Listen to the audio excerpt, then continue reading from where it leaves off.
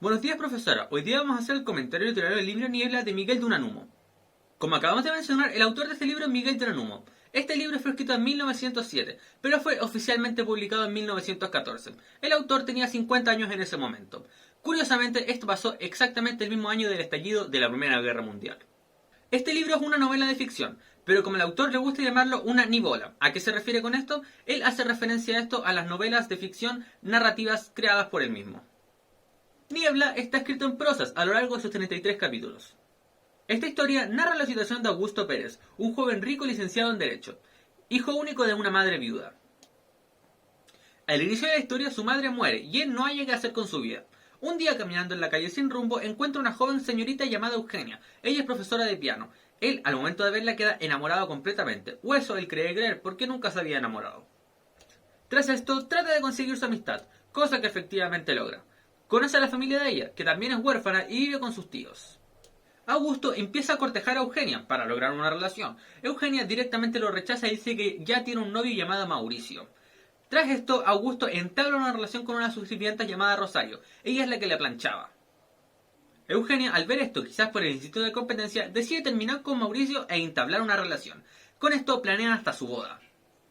Ya hasta con la boda planeada, Eugenia le manda una carta a Augusto diciendo que no se va a casar porque va a escaparse junto a Mauricio.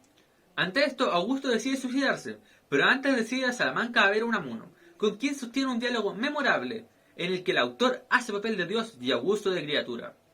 Esto es una forma como de romper la cuarta pared, por decirlo así, porque él está hablando con el autor del libro y el autor le dice claramente que él no se puede suicidar porque ese no es el futuro que le tiene para él.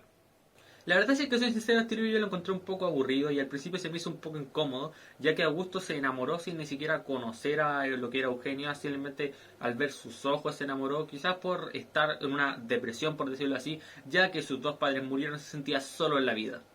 También sentí un poco de pena al avanzar la historia al momento de que leyó la carta porque él estaba enamorado, o eso creía que estaba enamorado de Eugenia, y él lo deja plantada, lo deja plantado, se podría decir que en el altar cuando ya estaba la boda planeada, por irse con su enamorado, y lo peor fue que pagaron las deudas con la casa que tenía Augusto, o sea, se aprovechó de él para poder escapar después con Mauricio, algo súper penca para él que la verdad, y eso le llevó al suicidio, que no se suicidó por eso, sino que al final bueno, como explican en el libro, él se muere por comer mucho y por la pena que tuvo. Fue como la explicación de por qué él murió al final del libro. El libro después se puso un poco más interesante al momento de hablar del suicidio, al romper la cuarta pared, al hablar con el autor del libro que hacía referencia como Dios, al decirle que él no se podía morir porque no tenía planeado eso para él.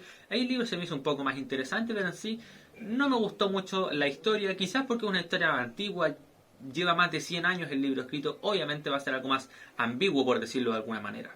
También podría decir que no me gustó mucho el libro porque no soy muy de leer novelas más románticas al inicio del video, porque sí hablaba de cómo intentaba cortejar a Eugenia Augusto, pero no. Al principio sí se puede hacer más de ficción por todo el tema del que pasó. Con el final del libro me gustó harto, la verdad, tratando mucho el tema de romper la cuarta pared.